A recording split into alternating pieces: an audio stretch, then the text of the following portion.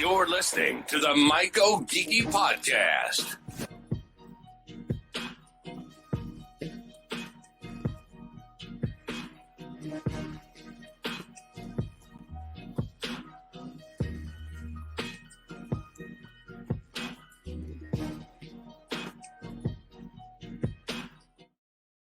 All right, what's up, everybody? Welcome to the MycoGeeky podcast, the podcast that goes deep so you can level up your at-home mushroom cultivation game. I'm your host, MycoGeeky. Tonight, I've really been enjoying last few weeks, just trying to do something a little different, trying to shorten up the podcast a little bit. I didn't realize that 4 or 5 hour podcast, that's not the norm. I'm a long-winded dude. I love to talk mushrooms. 4 hours seemed pretty normal for me. The problem was, when the podcast is done, then you got another hour or two in the green room, and then you're sleep deprived for the next 2 days, and it's been a little rough. So anyway, we're trying the shortened format. It's enabling me to not burn through 11 guests in one episode. I know those are fun and exciting. They have been an absolute blast. But we're trying to slow it down. We're, focusing on 1 or 2 people an episode now. And just try to settle into a groove so I can do this long term. Want to keep showcasing all the great people in this community. And, I'm still a dad raising 3 kids and working, and got a wife who works. And so I'm doing what I got to do to keep it going. Anyway, hope you guys enjoy it. So we've had some interesting characters the last few weeks. A lot of new people, a lot of people maybe you haven't heard of. Tonight, man, I hope you've heard of him. If you haven't, then you're going to have to add this guy's Instagram like immediately. Because he's got one of the coolest Instagrams, bar none, for grown cubes. And I'm pretty much at top 3. So we've talked about having him on for a while. We're doing it tonight. Before we get into it, I got to give a shout out to my Discord. Love the Discord. Love everybody on it. Things are going good. For a minute, I had it. I had to close the gates. I had to put the bouncer at the front. Had to check IDs. We eased up on that a little bit, and things are going great. So it's all good. Anyway, so shout out to all my mods and all the people on my Discord. Been a lot of great conversations, and even I'm learning a lot on the Discord lately. So really appreciate everybody on there. And then, of course, thank you to my Patreon supporters. I think I'm close to 80 guys. It's very humbling. It's very exciting. I really appreciate all the support. Losing a couple people here and there, gaining a couple people. It's all good. If you guys can support me for a month or 2, and then that's all you can do, it's fine, man. It's all gravy. Anyway, so real quick, let's pull up the Patreon. All right, patreon.com/MycoGeeky. If you love what we're doing here, consider supporting me. I appreciate it. And again, I didn't do this last week, I think, or the week before, but I want to pull it back up real quick. Mission statement. We're educating and inspiring mushroom cultivators and enthusiasts on the art and science of mushroom cultivation, while delving into the medicinal, therapeutic, and societal aspects of mushrooms, including discussions on integration therapy, spirituality, and the decriminalization movement. So tonight, we're going to get in a little bit, we're going to get artistic. I think the mushies are their own art. I absolutely love, every flush. But there's more to it than that. And this guy we're about to have on here, it's just cool. I don't know how else to say it. I know I'm sort of beating around the bush here. But we talk about monotubs, and we talk about, modded and unmodded and gasketed sterilites. And we talk about bags and what size and what filter patch. And then, and maybe even you're talking about trays or domes. But this guy just said, hold on. That's cute. That's great. We're going to try to grow in all sorts of stuff. So anyway, I'm talking about Bonsai Fungi. That is his handle on Instagram. He, of course, also has a lot of other social media accounts you can check out. But at the core, I came to know him through his Instagram. I quickly said, "Hey, man, I love everything you're doing. This is just amazing."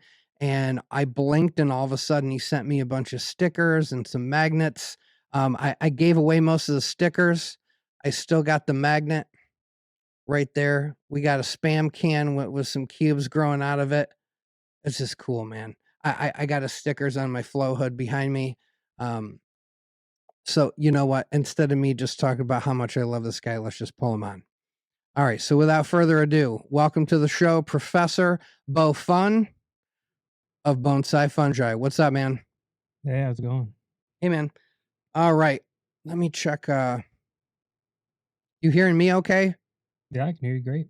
Perfect. I'm going to check. I'm going to pull your audio up just a touch. All right. So thanks for being here. First off, you are a very good guest. You helped me get some photos together, and I'm really looking forward to what we're going to get into. But first, as always, I would love to hear your Myco origin story. I don't think you've ever told it to me. So I'm definitely looking forward to hearing this. Yeah, absolutely. It's as a fan of the podcast, I know that that's how it always starts. Yeah, so when I first started growing mushrooms, it was pretty clear one day that I always been interested in mushrooms, but you go to the grocery store and you see 12 different types of mushrooms and you realize that they're all agaricus bisporus of various types. And there were types of mushrooms that I wanted to grow that were not agaricus by I wanted to eat and wasn't able to buy. And they're a lot, the gourmet mushrooms are a lot more available at like the farmers markets and everything now than they used to be. Or some of the Asian grocery stores have pretty good selections of mushrooms. But I wanted to grow other mushrooms. I also wanted to consume the sacred fruit, and didn't really trust anybody else. Wanted to go about it my own way, and so I did a bunch of research and started growing and took about 3 months, and I had about 3 lifetime supplies worth of mushrooms, and I wanted to keep growing, but I didn't have anywhere to store them. I didn't have any. I'd given them away to everybody who was willing to take more mushrooms, and so the answer was to keep growing. I was going to go small, and so I started growing out of like these little glass jars and stuff, and was just kind of doing it that way. And when the pandemic hit, uh, I was affected by the pandemic as everybody was, but that's when I started to reach out and explore like the broader mushroom community and went on the shroomery, but mostly as read only because I don't know, it's not totally my scene over there. That's Uh, also the safest way to go. yeah, What? Be and careful what you say. yeah. So then I went over to Reddit and started getting on Reddit and uh, didn't want to post with my other Reddit account where I'm doing other stuff. And at the time, I was getting really into the idea of converting fish tanks into to grow chambers. And from that, I created a Reddit user account for myself, which was Fish Tank Tech, and soon after realized that I didn't have the skills or tools needed to to work with the glass and really mod the fish tank the way I wanted to. So I started modding plastic tubs instead and selling the fish tank. So then, just reading through all these posts on Reddit and all the different forums and everything, I'd see people that would just repeat things that they'd heard as if they were the gospel truth. They would say like, "Oh, you can't fruit from a cake that's less than 2 inches." And I was thinking to myself, "Yeah, I know that that's not true. I've done that." You know, and people would say like, "Oh, you have to bleach your tubs, you have to scrub them out, you got contamination because you didn't clean your tub enough." And I'm thinking like, oh, I know that's not true, but I didn't really have a great example of that, and I wanted to do some grows that would just be able to crush those arguments about like the things you can and can't do when growing mushrooms, right? Because so many people are just following the instructions of the people that came before them and aren't thinking about what it means to, understand how the fungi grows and understand what you can and can't do.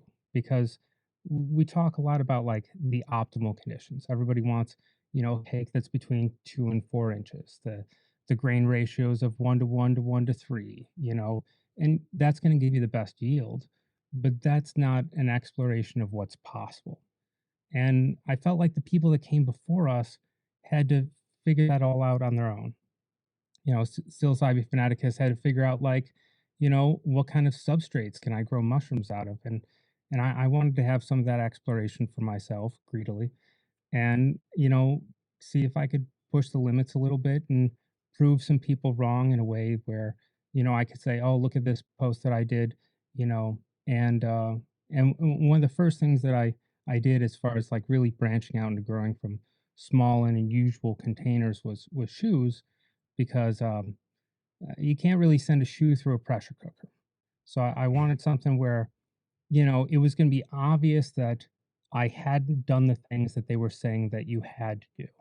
And so I acquired some used shoes. I took some of my old shoes that were worn down and used, and I started growing from a bunch of shoes. And I didn't like it the way it turned out. The mushrooms were kind of scraggly or whatever. So I'd redo it a bunch of times because I didn't want to share pictures of ugly mushrooms. So yeah, then I just kind of started developing different techniques and ideas and thoughts about cultivation. And at some point, somebody was like, you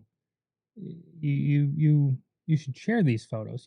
These are really cool photos. People want to see these. And I wasn't really convinced, but I created an Instagram, threw some photos up there just to see if anybody would respond, and almost immediately there was a very strong response, and it was really very touching. Well, so that's interesting that there's sort of a practical, like the impetus was very practical, right? Like like me, it didn't take me long to realize, before your first flush, you just want the mushrooms so bad, and then the first flush comes, and the second, and the third, and the fourth, and then you're just quite literally drowning in mushrooms. And so you decide, okay, I mean, I'm literally sitting next to a stack of like 15 32-quart tubs that I think I did one full run with all of them once and realized it was just way too many mushrooms. So I don't use that anymore. And so you did the same thing and you said, okay, I got to grow in smaller tubs. I mean, 6 quarts. I can go smaller than that. I got the little Dave Wombat tubs I like to grow out of for the same reason, just trying to downsize. But now you took it a step further. You also had this idea. I love this too, because I've felt this way. This, oh, really? I can't do that?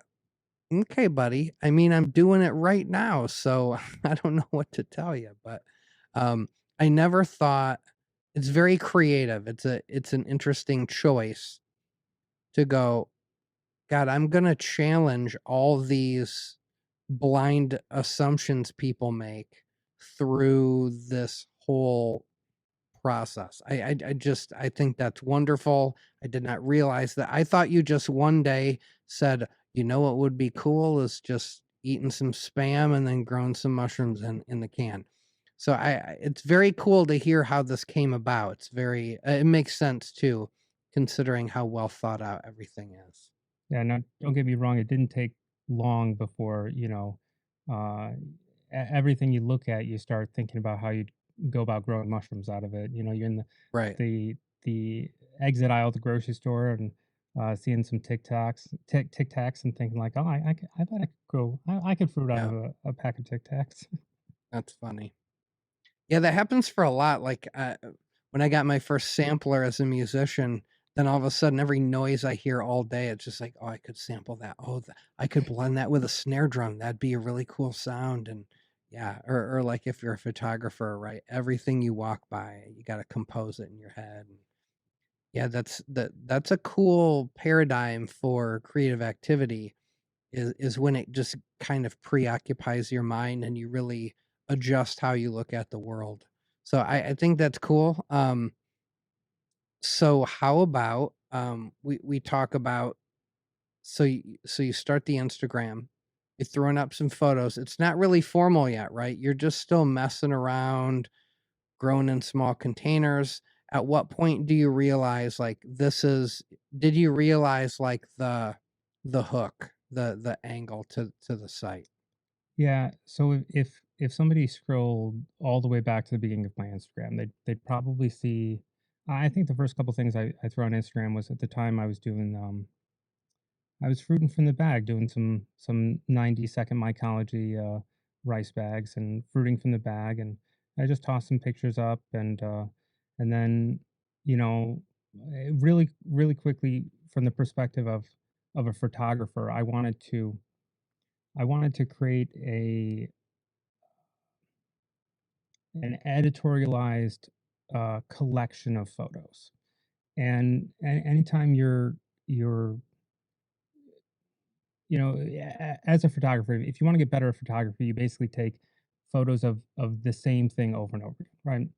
So you could every time you see a mailbox, you take a photo of the mailbox. And you start thinking about the mailbox differently. You start thinking about the light on the mailbox because the mailbox is still the same, but you're thinking about it differently. And I'd done photography before, but I'd never had anything interesting to take photographs of. So there is another Instagram that exists of mine that is pictures of sunsets and hiking and mountains and grass. Uh, nobody cares about it. There's so many pictures of sunsets and hikes and Right. mountains and grass on Instagram. So finally I had something that was interesting to take photos of, and I didn't want to lose that, squander that opportunity. So I took some time to think deeply about it and wanted to figure out what if I saw my Instagram, what would make me subscribe to it. And so I wanted to have uh, a hero image as the first image, maybe an alternate view. Uh, everyone has every single one of the images has an over. Most of them have an overhead image if it came out and I remembered. And then the other thing is it's difficult to tell in the photos because I take them all in a light box. So it can be difficult to understand the scale. Because if you just see a jar, you don't know if the jar is the size of, a Coke can or the size of a thimble or, bigger. Right. So I didn't want, you see, people have assumptions about how big things are. So in almost every time I post, I try in at least one of the images to have a size reference object. And at first, it was always just a lighter that I threw in there so you could see how big it was. And then as time went on, I got a lot more creative about the size reference objects, which was its own interesting challenge because I wanted to choose objects that were instantly recognizable all over the world as how big they were. Because the lighters come in Right. one size. So the lighter was great for that. But, so some of them were I've used Lego people, I've used crayons, Sharpies, scissors, just all sorts of fun and interesting objects. The Lego people I use the most because I can position them with a little bit of expression and add some whimsy to the photos, uh, Right. and put a little bit of my personality in there. But yeah. So I'm getting off track here. So yeah, it's just about trying to create a uniform editorialized collection of photos of the grows, where every post is a new subject, but with the same theme. Gotcha. So you have some sort of photography background that Yeah. that gave you a bit of a like a built-in skill set, which I don't have. I mean, I've bought some cool cameras, but I don't think I've ever really. You I don't need a can't cool call camera. myself. I do all my photography on iPhone. So Oh, nice. All right, and I remember the like Uncle Ben's grows, but man, I'll tell you the first one that got me was the pill bottle.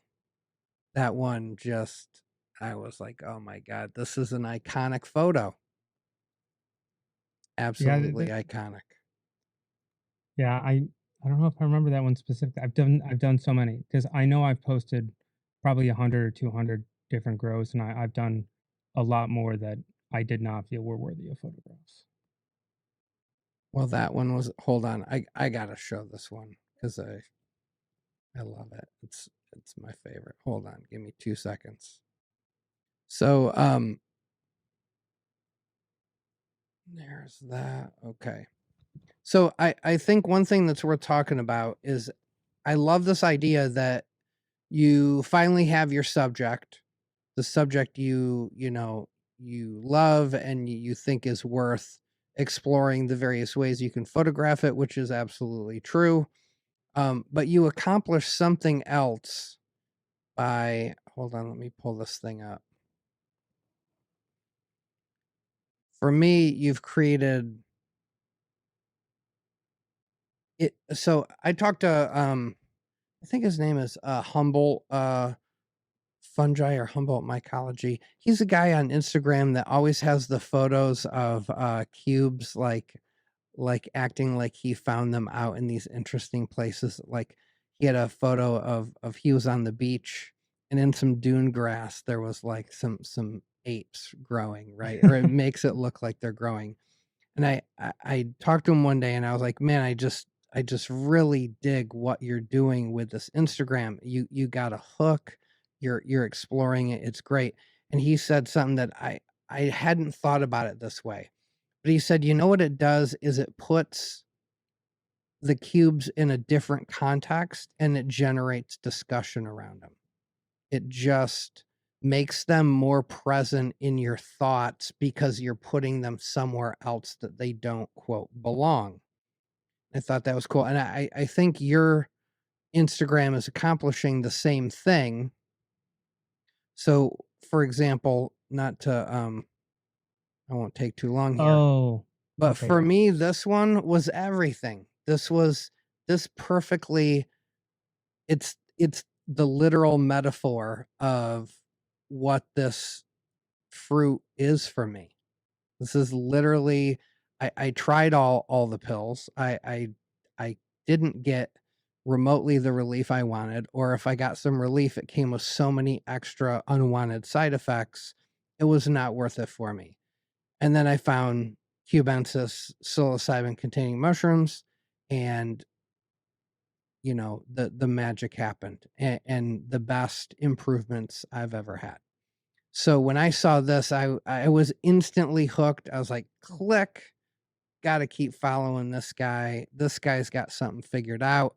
Can't wait to see what else he does. So yeah, that for me was really significant. It was an image that helped um make me feel justified for feeling the way I did about some mushrooms, right? Like it was one of the early, very significant feelings or experiences or things I came across as I was growing that just said, "Yep, this is right. This everything about that image is absolutely spot on for me."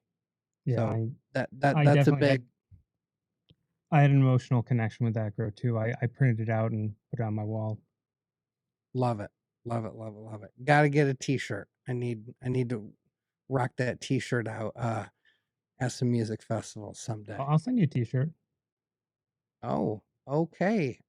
I didn't know you had T-shirts, man. I knew you had magnets. I knew you had stickers, I flaps. I for a short period of time was messing around with doing print on demand with Oh drop yeah. shipping Hmm. through Etsy, and I did design some T-shirts and all sorts of random stuff. Very Nice. few purchases, but there is somebody out there with a with a mouse pad, Nice. and yeah, and some prints and stuff. Yeah, Nice. Yeah, I get good. couple of my haters love to always go, "Oh, Geeky's just about the merch." I'm like, "Man, I wish you could see how little money I am making off merch. If I sell a $29 hat, it's like I'm making $4. Like I'm not getting rich off merch, guys. But merch is great because people want to connect. Like that's why I just literally said that, right? Is I want to wear this thing that I love. It's similar to getting a tattoo, which I love that. I'm not a tattoo person, so I don't know if I'm ever going to get that as a tattoo. Um, but wouldn't that be cool if somebody loved your, your art, your artistic endeavor here enough to do something like that? That would be cool. Yeah. So I know of at least 3 people who have tattoos that have been inspired by, the grows that I've done, What? and yeah, it's Oh, great. So,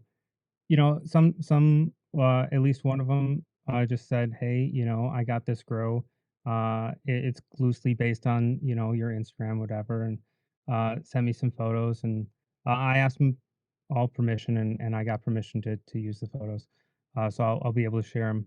But yeah, that one, that's awesome. I was just so moved by it that I I had a container created based on the tattoo, so I can do a grow based on the tattoo that's based on my grows. And art Ooh, inspires art all ooh, around. full circle, full Yeah, circle moment, dude. I like it. yeah, Very cool. yeah, All right, yeah. No, let's I think I sent you the photos. I don't know if you want to bring them up. um what is the first image? I'm looking here. I just see. Are they the ones that you pulled up or are they the ones from my email? Oh no, they should be on there.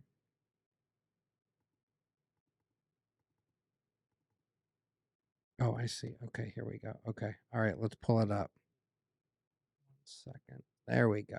Okay. Yeah, so this is the one where it's inspired me to create a container, and I know that the container is that the tattoo is almost assuredly based on The Office because the TV Right. show has a mug, the world's best boss. Right. But the ones that I found that were like official merchandise, I don't know, I didn't like them as much. The font didn't match, and so Right. I had a mug printed out, and I've tried to grow out of it a couple times with mixed results. I think the photo here is when I was trying to grow some chestnut mushrooms out of it, and I wanted to see if I could fruit chestnuts directly off the grain, and turns out you can't. Oh, now But you so that know. was one of the many failed grows that I've had. But yeah, I'll grow out of it again. It just goes in the dishwasher and is ready to go. Now you're really gonna have to get it dialed in because you're gonna have to match it exactly. So you're gonna have to figure out how to pace out. Maybe you can just artificially plant the larger fruit in there along with the other two. Yeah, But so yeah, that would be cool.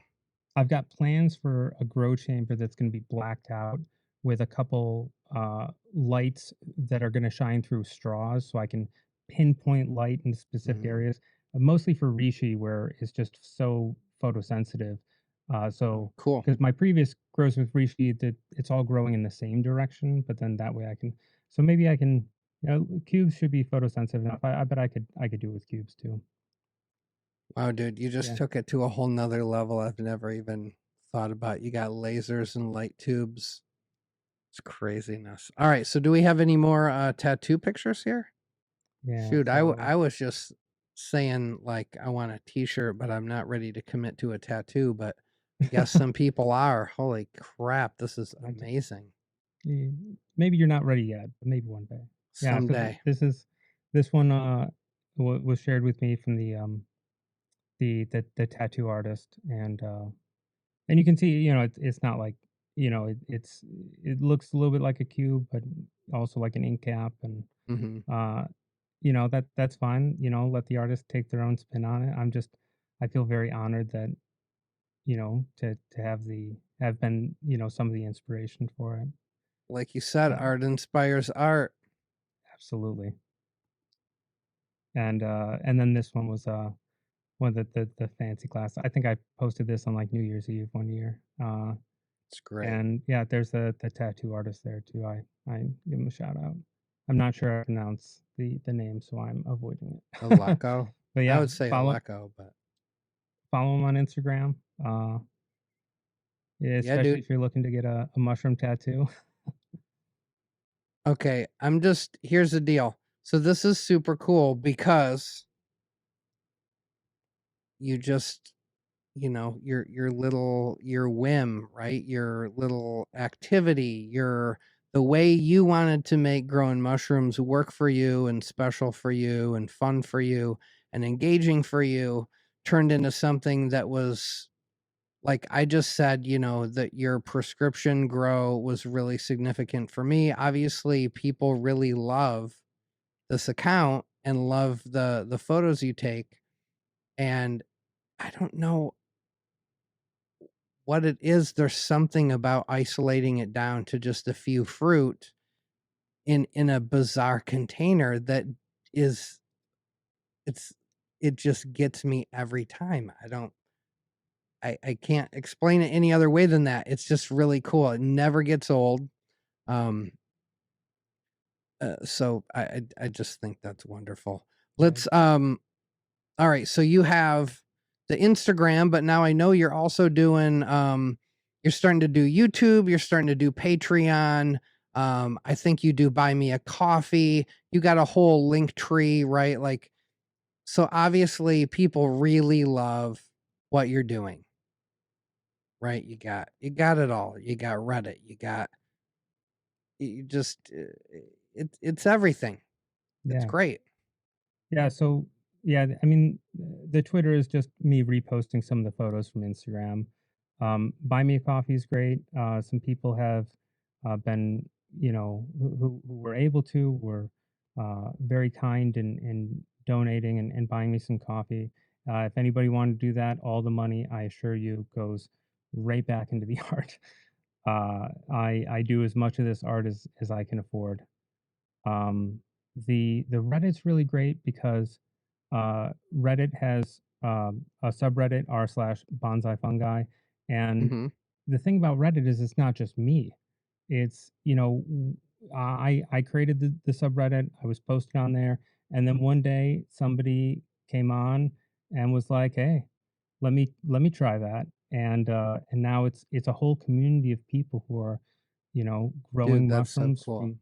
from small and unusual containers, with an artistic style, and people are growing out of plushies on there, and yeah, so I'm sure a lot of the people on this who are going to be listening to this podcast are certainly capable of growing mushrooms from small unusual containers. So it doesn't take much to siphon off a little bit of your grain and substrate from your next bulk grow and throw it into an unusual container. And it's just a matter of maintaining fruiting conditions. And people who grow mushrooms know, high humidity. You gotta have some airflow. It's all the same things that you need to do any grow. It's just uh, instead of it being in a self-contained tub or, you just creating, you could use a shotgun fruiting chamber or build a fruiting chamber or any way that you can maintain good enough conditions for for it to fruit. Right. All right. Yeah. Well, let's look at some of these here. I Yeah. mean, we've talked for 35 minutes and I've pulled up one of these. So let's get the overlay off. All right. You want to start with the teapot or Sure. what one you want to start with? Yeah, that's great. I like this teapot one. It's Yeah. clever. It's Yeah, this is clever. one of my favorites. Uh, it was also the first grow that I really started uh, realizing that I was having a bunch of distracting reflections. So that was one of the things that helped me up my photography game going forwards is figuring out like, okay, I need to figure out how to deal with these reflections. Uh, it was actually supposed to be uh, pan cyans, but the culture that I had was mislabeled. So I got these guys. They were a bit of surprise, and I mean, they're looking like hillbilly to me. I don't know if I can say that officially, but so they're mystery anyway. yep, they're Because yeah, mystery cubes. they're definitely not pans. Yeah, but when I'm taking the photos, I like to try to inject some of my own personality in there, and I'm a pretty silly and whimsical person, so I threw the lid on there as I had, and I just really like that The photo. That's I mean, that's it. That's the icing on the cake. The uh, putting the top on is just cracking me up, dude. Every time I do a teapot, though, I try to get it to fruit out of the spout at the same time, and Mhm. I have not cracked it yet. I'm still trying to figure out how to make it happen, but every single time I can get it to fruit out of the spout or the top, but getting that Not timing right is tricky. not together, yeah. I imagine it's just it evaporates differently. It's probably a little bit different temperature. It's all probably the growing conditions that make one favorable over the other. Yeah. Good Also on the luck. inside, If you can crack that nut though, that's going to be pretty cool. one day, if I crack it, I'll certainly post it. But on Yeah, the inside, it's also like a grate, so it's not like just one continuous cake, which I think I affects it see. also. Okay. This one was really interesting. I don't really eat fries, but these containers are actually pretty easy to find if you're looking for them. But it was a struggle because in the grow chamber I was using at the time, I was using a humidity sensor attached to um, a mist.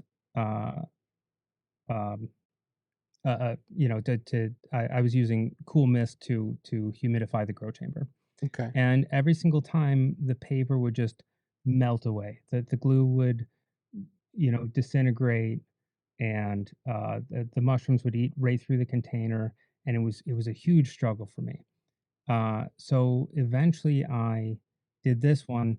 I put the substrate in a Ziploc bag, cut off the top, put that in the McDonald's um, fry box, and then instead of using the grow chamber I was using, I put it into a a modified, is essentially a modified monotub, but instead of having a cake in there, it just had some grows and a jar of perlite with some water in it. And having that evaporative humidity allowed the paper to stay intact. And you can see where the plastic bag ends on the back because that's Oh where it yeah. started to eat through. That's And crazy. yeah, I love that every time I'm trying to tackle like a new container, I learn more about how the mushrooms grow.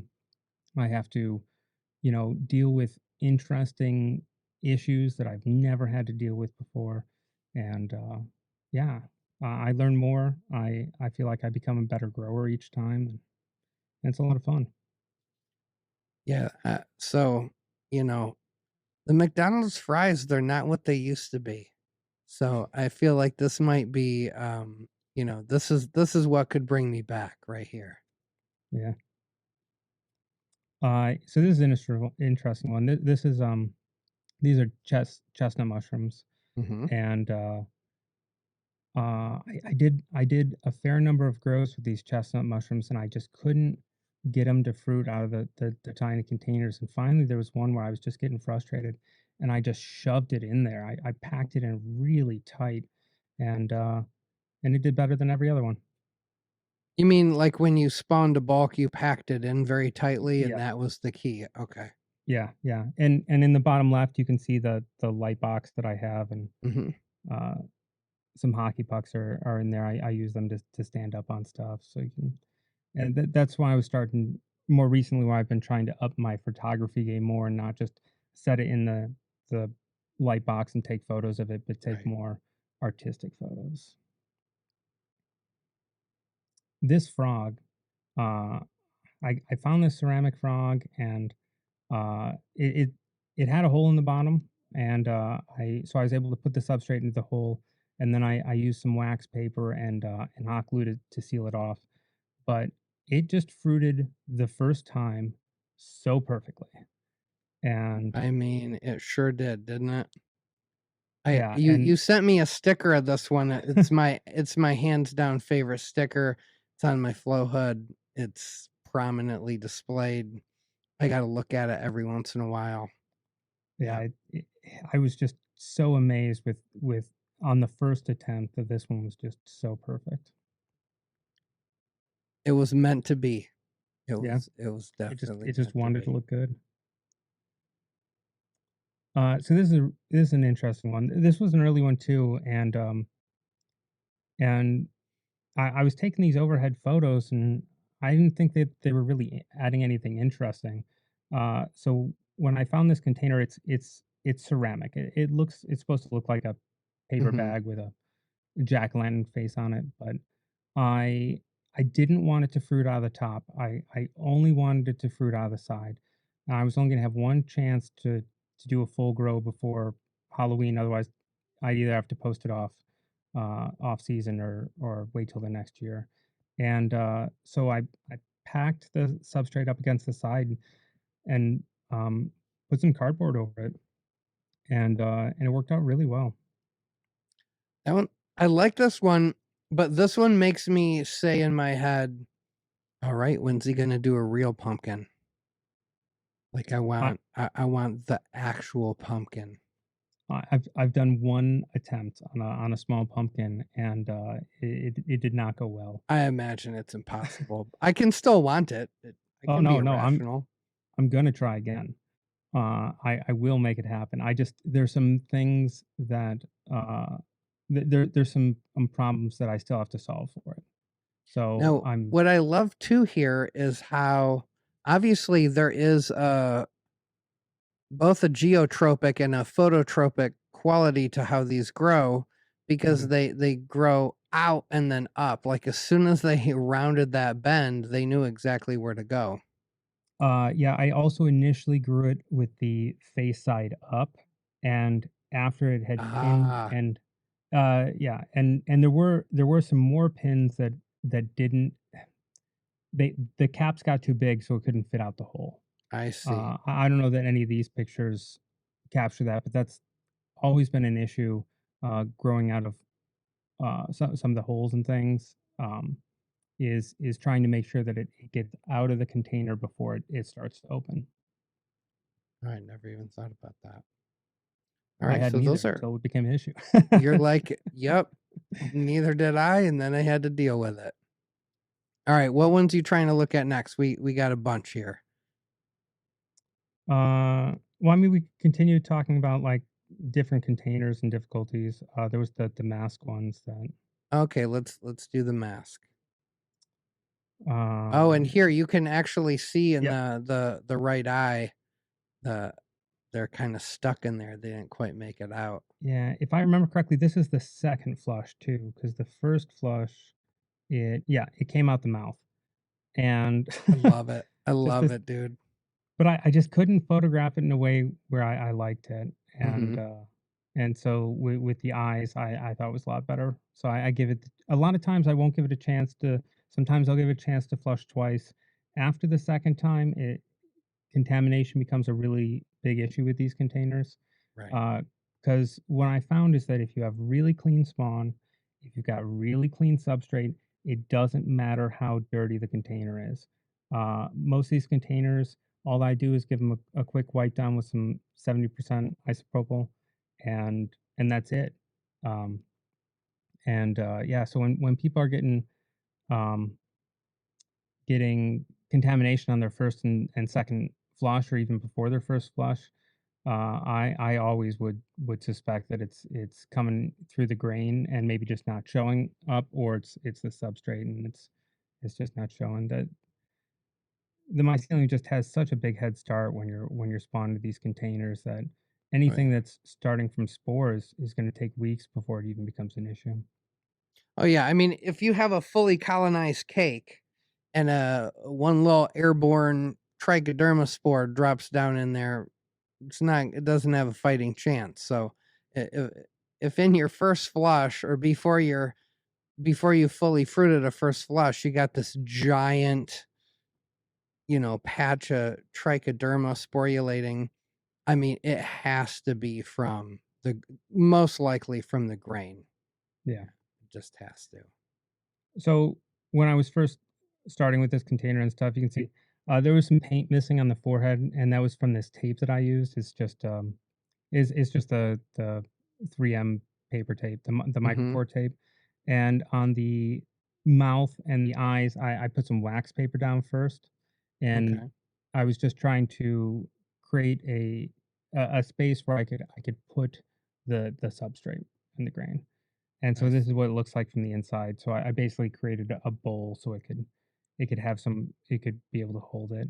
And then I hot glued more wax paper on the back to create a back to it, and left a flap on there. Um, and then in that, whoops, I went the wrong way. Yeah, and then in that, I just used some pretty standard 50/50 popcorn CVG, and filled it up, and then hot glued it the rest of the way, and and there it is with it being all hot glued. So cool. And there's the lighter and the Lego people as size reference objects, because I do love those guys. Well, and they're holding it up for you. That's so nice of them. Yeah, Um, I think I had some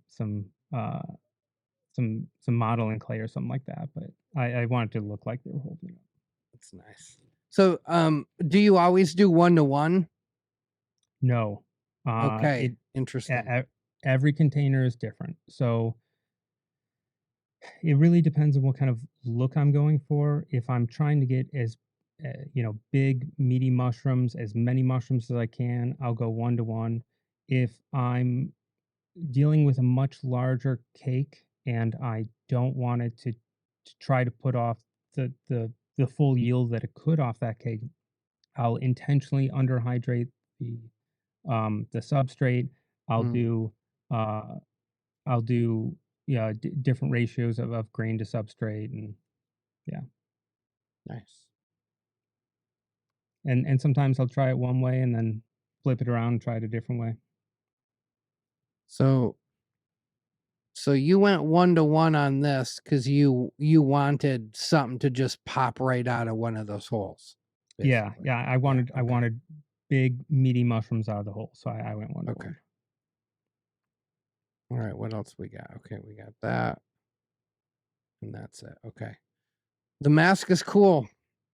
I feel like you Halloween, and you could just, man, have an absolute heyday with all the masks and pumpkins and yes, all that Yeah, good stuff. I've got a plastic skull that I had one attempt with so far. I was trying to get cubes coming out the eyes, and I wanted horns that were reishi. Mm-hmm. Uh, but I was just having a bunch of issues with it. So I've got some things that I'm gonna change around this year, and see if I can make it work. Nice. All right. What else we got here? Let's do this one's pretty cool. All right. So Yeah. first off, tell me about this one. How this one came about. So this one was a long time in the making. There was a while where I was just starting to feel like, I was working the genetics with the cubes really hard. I isolated a strain of cubes where it would fruit from the center of the cake instead of, so it would almost never side pin. It would fruit from the center. It would throw either a very small cluster or individual mushrooms. It'd fruit from almost anything. I got it to fruit as little down as the little airplane um, alcohol bottles. I got to fruit out of the cap of one of those.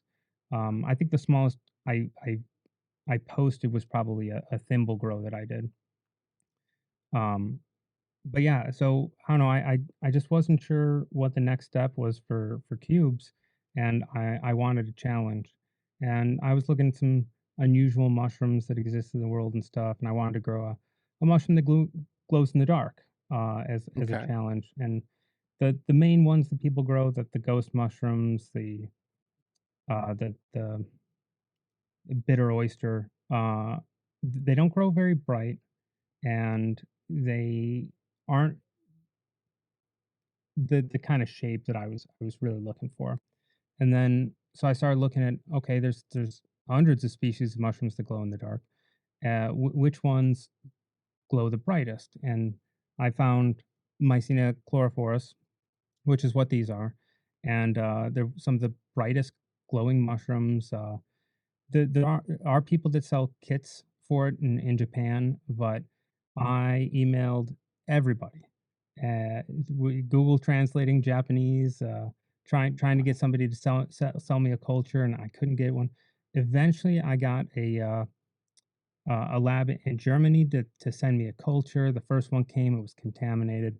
Uh, got them to send me another one, and then there's not a whole lot of information out there about cultivating this species. So I was hitting the research hard, every scientific paper that I could find, and I didn't want to just grow the mushroom, but of course I wanted to grow it in my style. So here it is in a little whiskey glass, and yeah, and so the bottom photo is with the lights off, and the top photo is with the lights on. All right. So now what is in there? It looks blue.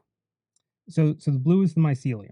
So the mycelium Oh, of this species can turn the blue color that you see there before it fruits. all right. The substrate it's growing on is this one was I did a bunch of different versions of this, and this one was a mix of powdered grains and um, some sphagnum peat moss, some rice bran, and something else. I'd have to check my notes. Wow. And then the So area you on the you top. really had to go deep. Oh yeah, Yeah. I I Okay, I I can I tell. went I went deep. And then the little area on the top is just more peat moss that was hydrated, mimicking a little bit what they were doing with the kits in Japan. But in later growths of the species, I found that it wasn't really necessary for the style that I was growing. And it won't fruit unless it's getting up to 80 degrees for at least a couple hours every day. So I Hmm, had to build a new grow box for it that was heated. It was a project. I guess. All right. Yeah. So here it is. This is after it was incubated, but before I put it into fruiting conditions, and the sides of glass were all cloudy, and that's the mycelium trying to grow up the sides of the glass. So I had to take a sterile swab and very, very carefully clean it off. All the things you got to do Yeah. to pull it off at the end of the day. Yeah. So this is how I incubated it. So this one I put the substrate in the glass, put the glass in a jar. I've got like a liquid culture lid on there with a syringe filter and injection port. I had some agar dishes. I created mycelium water with the agar dishes. Injected it directly in there and let it colonize in the most sterile environment that I could, just have the best chance of success that I could have. Here it is with the size reference objects. You can really see how small and delicate these mushrooms are, and when they fruit, they glow for about 3 days, and it glows the brightest around 24 hours.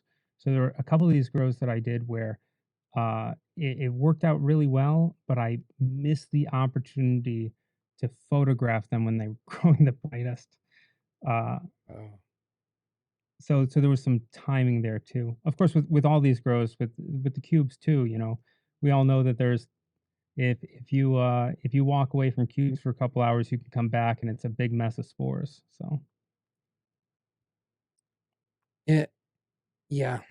And it always something always comes up at the worst possible time, it seems like. yep, yeah. All right, I look got at these. yeah. So this is more of a close up view with the lights off and with the lights on.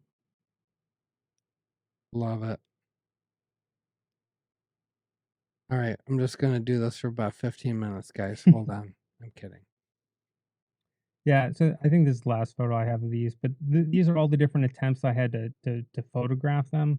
Mm-hmm. With an iPhone, the sensor on the iPhone is just so small, and it's not just taking a photograph in a dark environment, but you're taking a photograph in a dark environment of a light source, Right. which was an incredibly tricky thing for me to figure out how to photograph. So I had to figure out how to switch the settings in the camera app on the phone to be the longest exposure possible, which is not the default.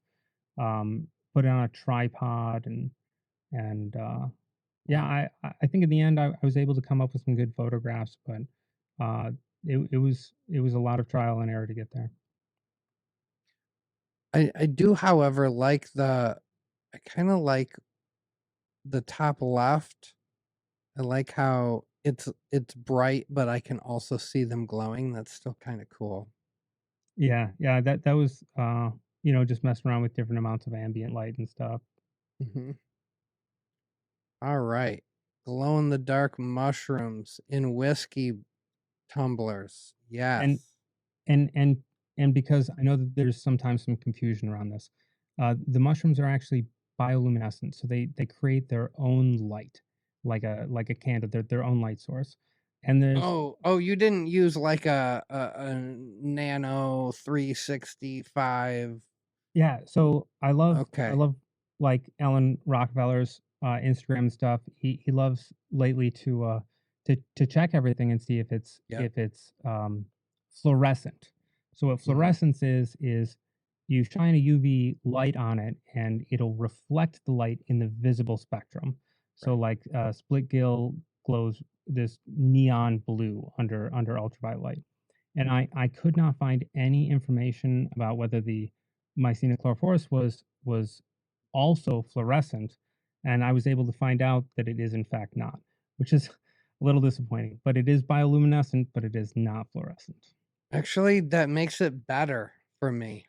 That's more special. Yeah, That you just get that little window of opportunity. yeah. It Push has its moment. Yeah, it's like a little it's like nature's glow stick. push It's science cool, forward man. just a little bit. Collect that information for the community. Yes. So bioluminescent, meaning the organism creates the lumosity or luminousness. Yep, Okay. and it's through a chemical reaction, so it's also heat sensitive. So at the Oh. same time I was taking the photos, I had to heat the room to 80 degrees because that's when it, it glows the brightest. Ah. Wow. See, this is all the stuff. We're just scrolling and then oh, Bonsai Fungi's got a new pick. Cool. Oh, I love this. Oh yeah, this one's neat. Okay, next. Yep. See guys, it's a lot of work. And if people are more interested in like the how-to process and more of my discussion of like choosing containers and stuff like that, I have been trying to get better at posting on my um the second Instagram. It's Bonsai Ing Fungi. There's an extra ing in there, Okay. and yeah. Okay. So I try to Bonsaiing fungi. yeah. Yep. Okay. Nice. I see this. I don't know. Do I follow? Oh yeah, of course I'm following that too.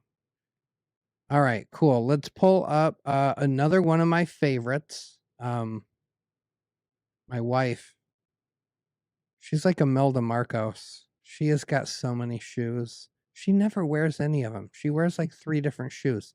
Oh, but does she have shoes? Just piles of shoes. Anyway, so when I saw this, I said, "Oh, this is what I can do with some shoes." All right, Yeah.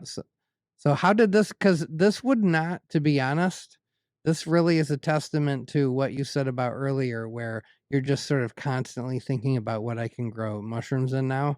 Um, I don't think this would have been on my radar for a long time. Maybe a tennis shoe, but I don't.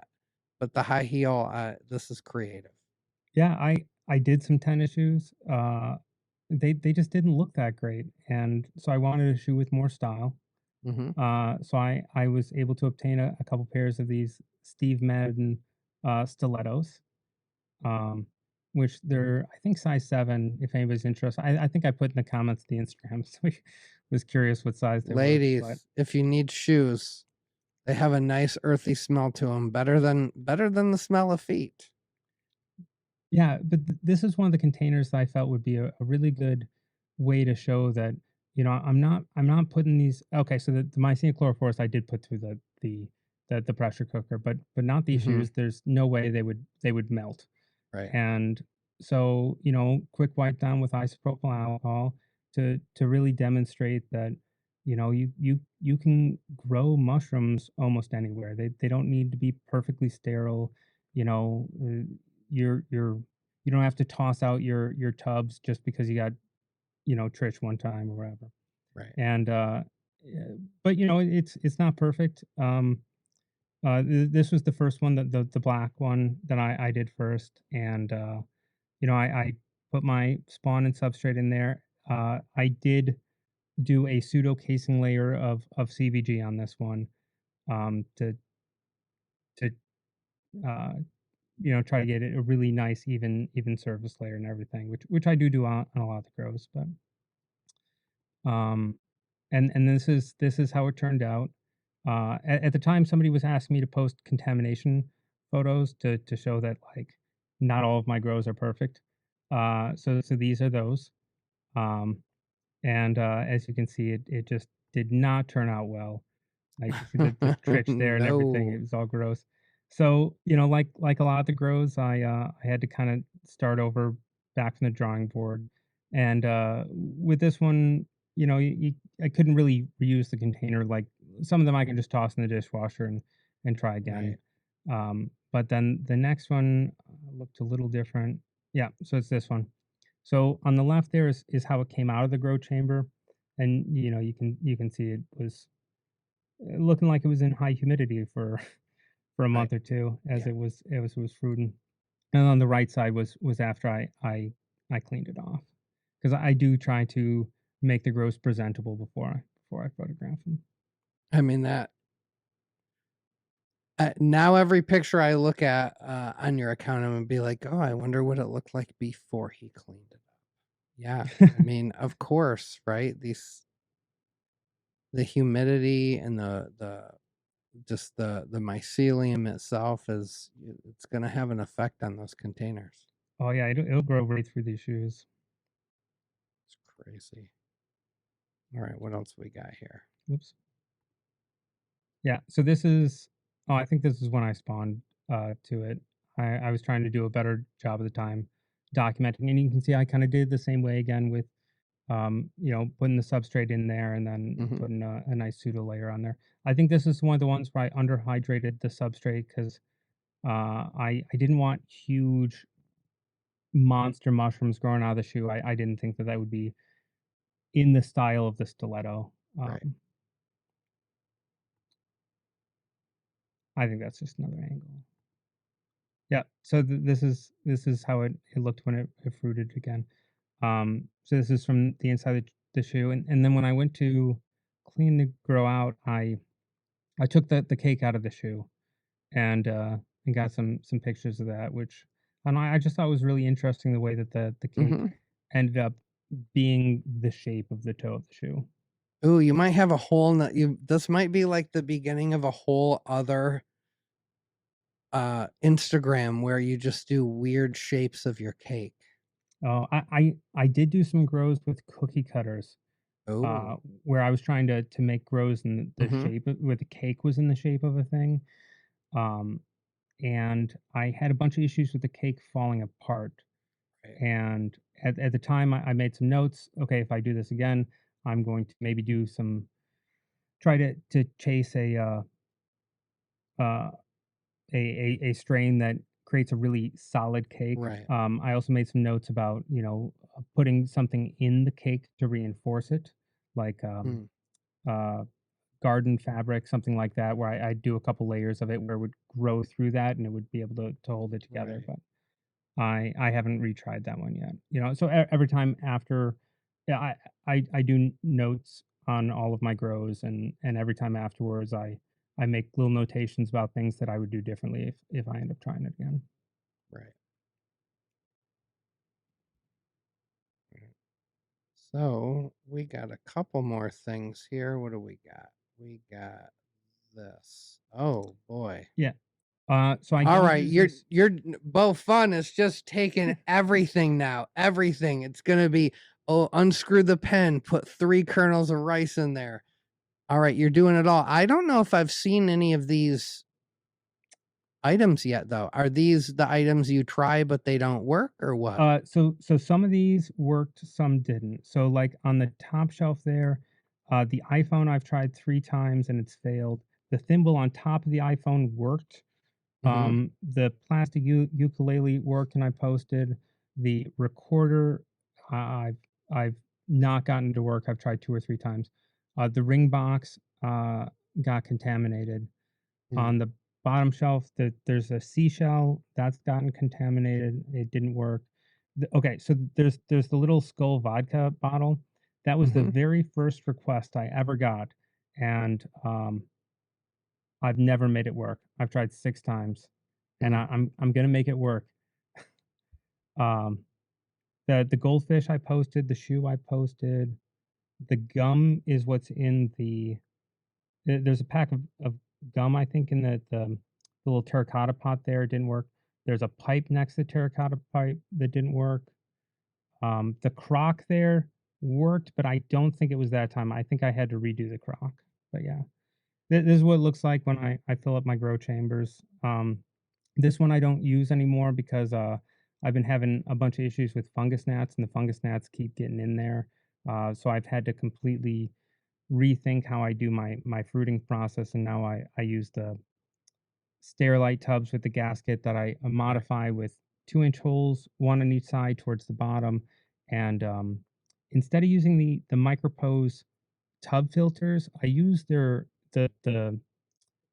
jar lids, Oh, the yeah.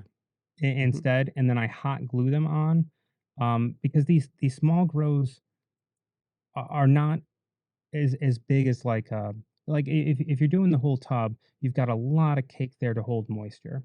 Right. But with the small grows, there's a lot less cake. They dry out much more easily. So Right. having less airflow was beneficial. Interesting. And here it is from the other side. The phone handle definitely didn't work, but I'm gonna redo it. Um, Yeah, just drill some bigger holes in the phone. Oh, you know what happened with this? This was I had issues with my Inkbird sensor, and it just kept pumping humidity in there, and it actually flooded the grow Mm. chamber. Oh, man. I see that little blackjack gum Yeah, container. That looks awesome. yeah. I really want to do the gum, but uh, it's proven to be a challenging one. And then now the the outlet, the what? How are you gonna get that to work, dude? But Yeah, hey, if you could do it, that's gonna be amazing. yeah, it's got the box on the other side too.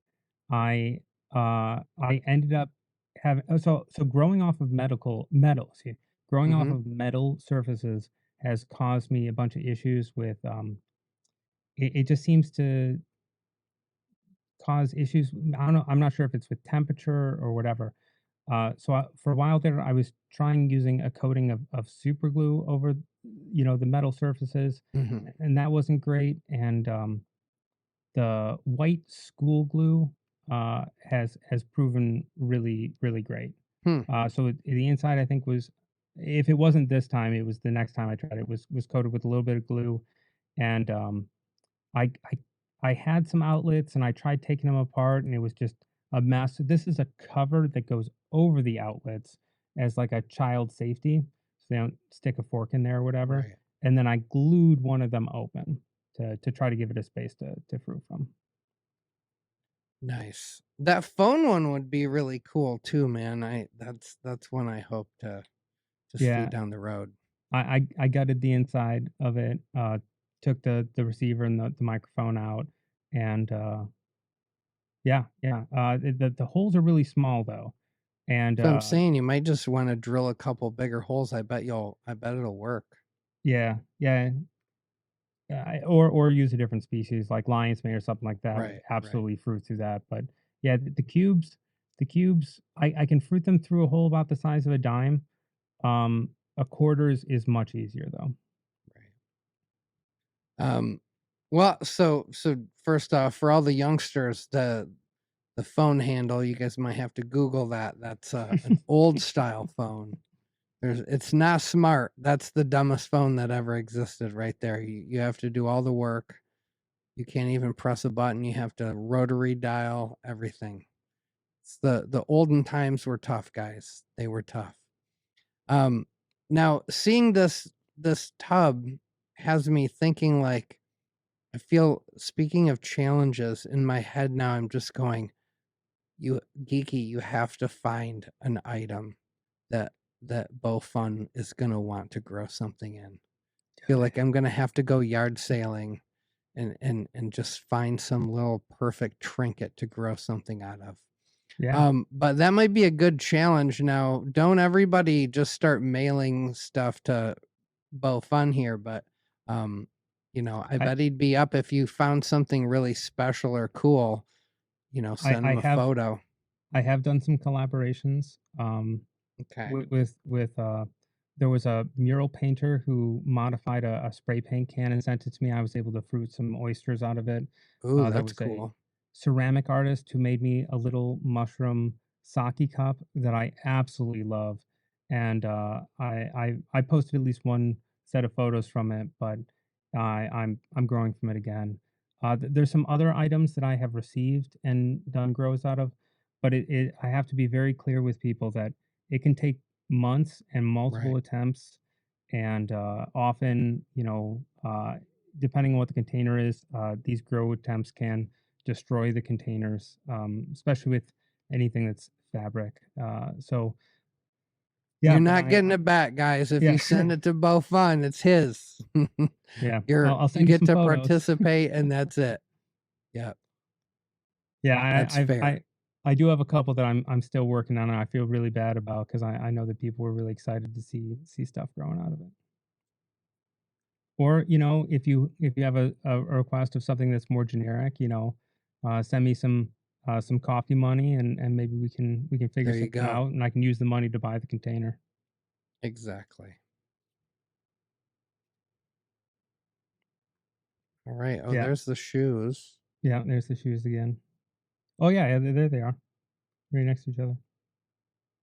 Now, so are you still using the mister? Are you still doing some sort of misting process in there to humidify the air or With this tub, I was, but it was just creating another entry point for the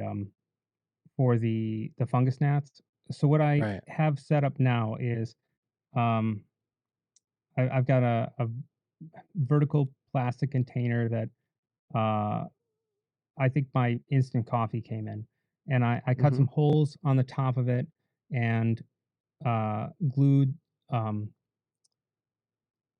garden fabric. I don't know what this stuff is called, but it's like a mesh fabric Like I think that they call it landscaping fabric. landscaping fabric. Yeah, that Mhm. might be it. I'm not. But I'm I not. mean, I think I'm gardening fabric would work in any context. Yeah, I'm lucky if the bonsai trees that I try to keep alive will last like 6 or 7 years, and then I kill them off. So, uh, Yeah, not it's on hard. purpose, but Well, yeah, it's a once you great get time. that's the for people who do bonsai, once you actually take your pre-bonsai and put it into bonsai soil, then you got to have you got to water them almost daily if it's hot out. Like Oh, you yeah. really you can't miss a beat. Yeah.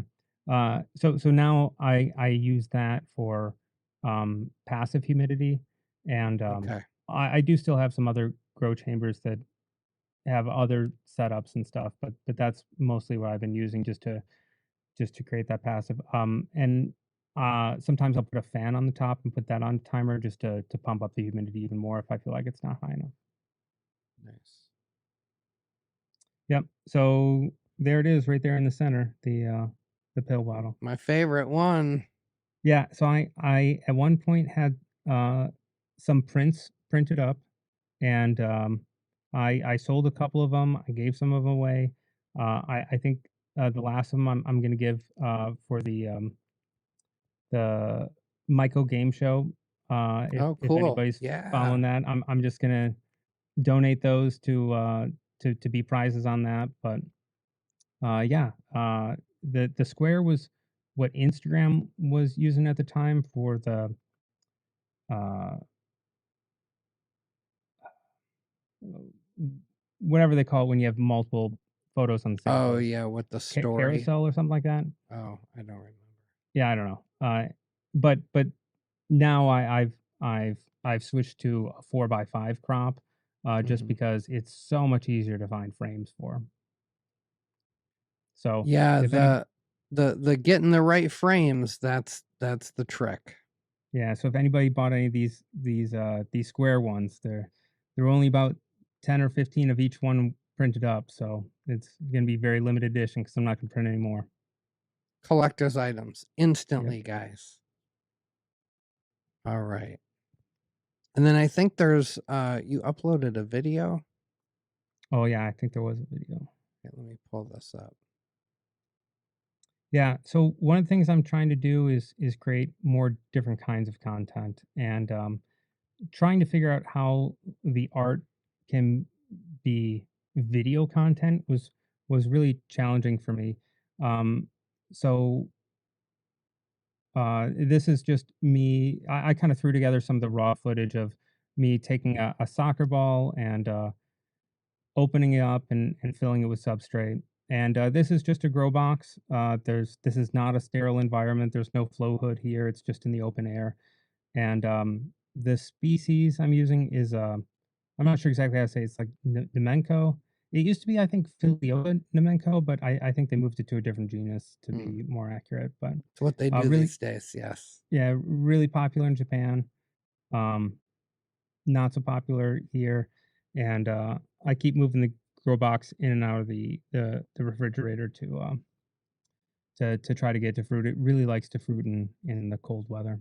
Mm, So, because it is a little bit similar to the chestnut mushrooms, and I had so much luck really packing it in with this grow, I think I also really pack it in. oh, yeah. Well, I like this format. I feel like you might have to be doing some time lapse here shortly. Yeah, this video is certainly longer than I remember. Uh, yeah, and yeah, probably some voiceover, but the idea is Mhm. eventually I'd like to create on my YouTube channel some videos of, maybe you don't grow mushrooms, but you're interested, and so let's go through the process together and see what it looks like and grow some mushrooms. I like it. Um, and I didn't I guess I had forgotten that your very first grows were here we Oh yeah, go. here's one of the yeah. So those are the grow chambers I've been using most lately. Nice. Now, what is that apple? Is that like a plastic apple? Wax apple. Wax apple. Okay. Yeah, yeah. So I cut a hole in the side and filled it up. It looks like it's gonna try to fruit out the stem though, which is frustrating, but I didn't They think there'd be do enough whatever space they there. want to do. Yeah, Yep. You don't they? never know. You never know where they're gonna come at you. Um, yeah, I had not remembered that your first grows were in the Uncle Ben's, and it's interesting how many people really do start with some Uncle Ben's or some PF Tech. Um, yeah, and here we go. Look, just growing directly in that Uncle Ben's bag turned into all this. Who would have thunk it? Yeah, it just seemed like a lot of fun.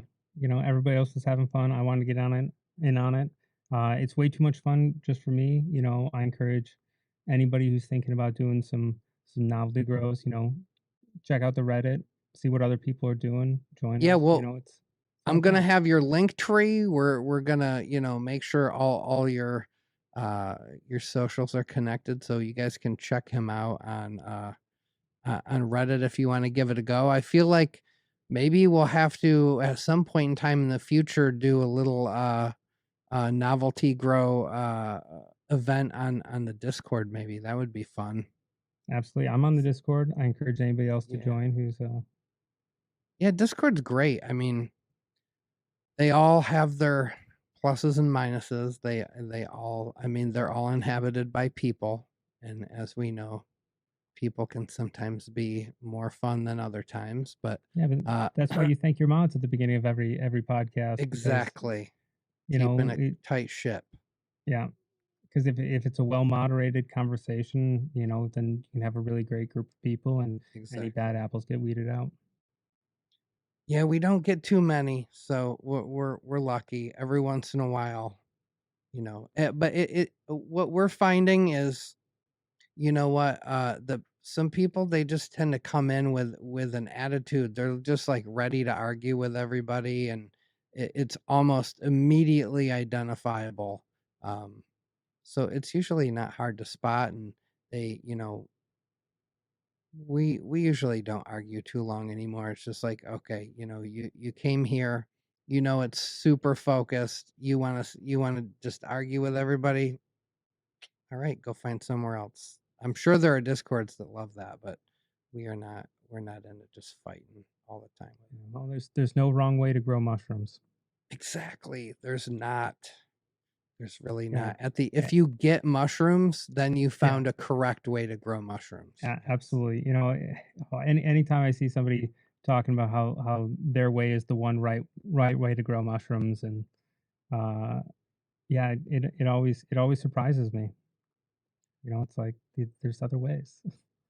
There really are. Well, so speaking of that, so let's generally I've been talking a lot about what text people use and stuff like that.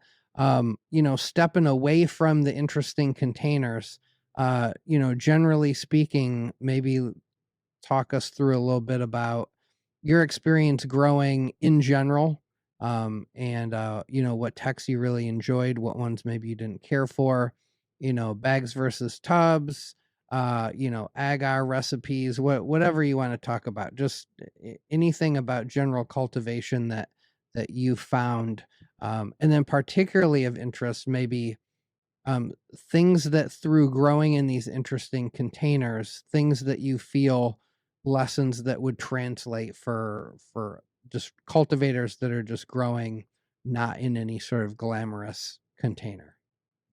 Absolutely. I may forget about the end of that question by the time I get there.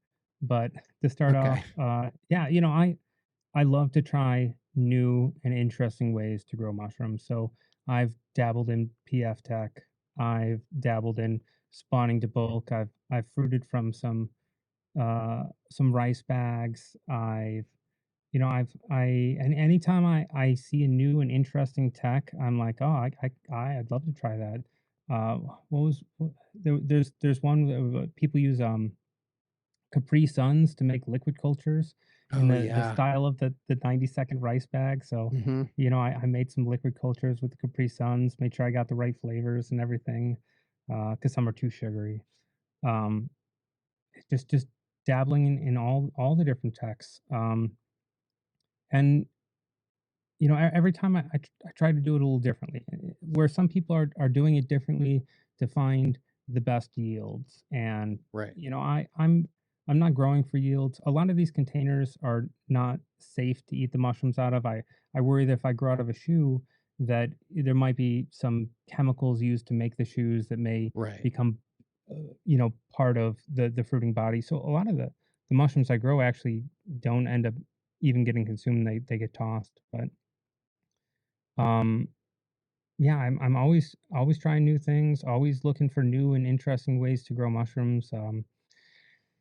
Uh, Building new fruiting environments, all that, and the thing that I've really learned out of it, and the thing that I've taken away that I'd want to share is that a lot of people get really caught up on the ideal ways to get the mushrooms to have, Right.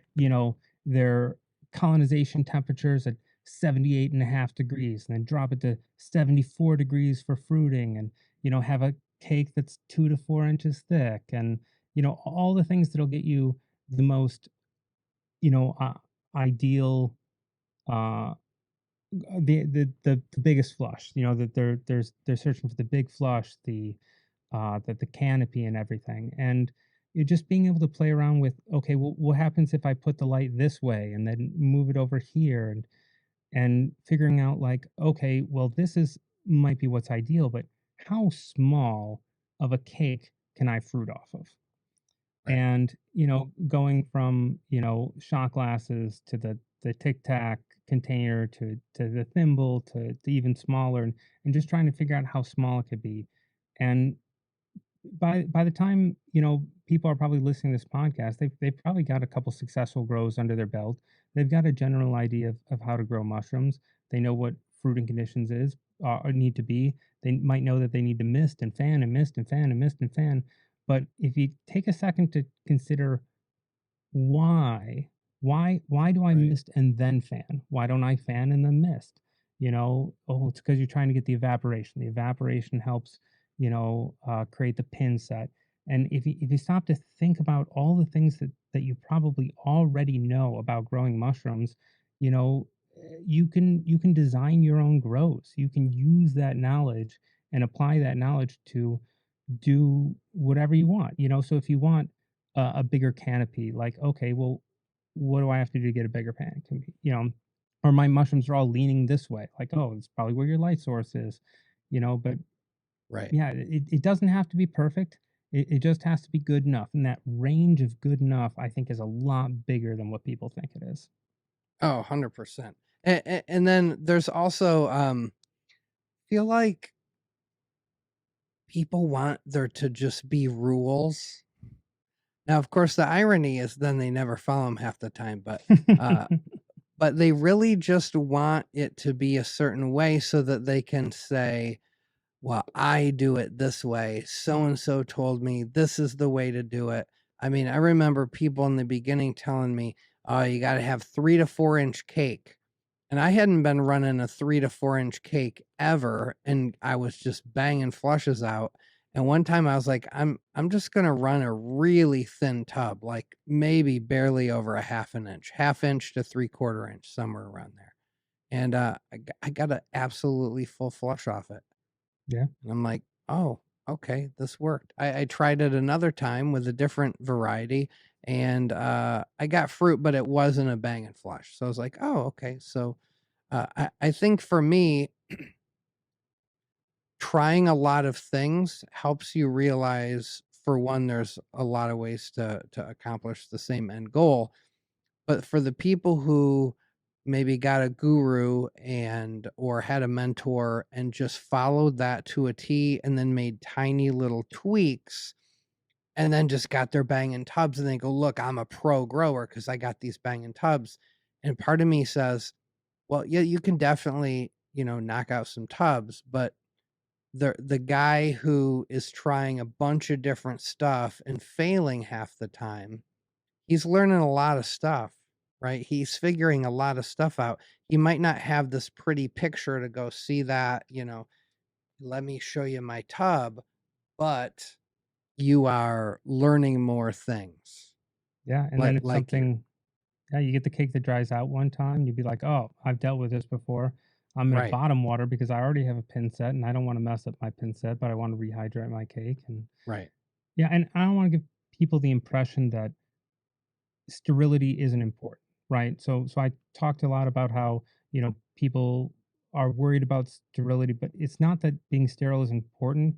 It's just super important at specific times Oh, yes. and not important at other times. So, you know, grain, especially the grain, when it's colonizing, all that has to be super sterile. If you're super sterile at the beginning, you set yourself up for success. So that when you 100%. know it's more grown, it's able to take over the whole substrate. It's able to, its immune system's developed, it's able to fight off that stuff. So yeah, I do a lot of my fruitings, and I spawn to the containers in open air and stuff a lot of the times, and I don't have a lot of contamination issues then, unless with the small grows, sometimes it can take them 2, 3, 4 times as long as like a big cake to fruit. So, Oh, yeah, I didn't realize that. I think I would have assumed that they would be maybe even a little faster, but no. they Okay. colonize faster. But they Um, don't fruit faster. no, and that was Oh, one of the that's things fascinating. that I've been chasing strains that will fruit fast from the small containers. That as Mm, soon as they're taking over the substrate, even if it's a very small substrate, they'll fruit. So a lot of like my test grows, I'll just line up shot glasses and I'll grow from spores, and I'll pick the best one, go back to spores, do spores again, go through like 7 or 8 generations, and then run that. And I've got a bunch of shot glasses for that. Is just like testing them out from those small. Because if I'm buying my genetics from somebody else, it's going to be big, giant, beautiful fruit and a full canopy, but that's not going to work for what I'm trying to do. right. Yeah, yeah, that's the other thing is That's people should be cool. working their own genetics, right? Collect your own spores, grow your own spores, because whatever your environment is, every time you go back to spores, you pick the best fruit, you go back to spores again, you're genetically breeding the mushrooms to grow in the situation that you have Yep. best. So if you like to grow on corn, you are automatically growing the mushrooms that grow best on corn. If you live in a really humid environment, they deal well with the humidity. You live in a really dry environment because if you're always buying your spores or you're buying your cultures, you're getting whoever grew it, they're growing it for what works best for Right. them. Especially if it's somewhere different, Yeah, right? Like if I'm in the north and I'm buying from a southern grower who's got, sweaty ball humidity weather and I'm, or maybe I'm in California and I got dry heat or I'm up here and it's cold. Yeah, it's totally different.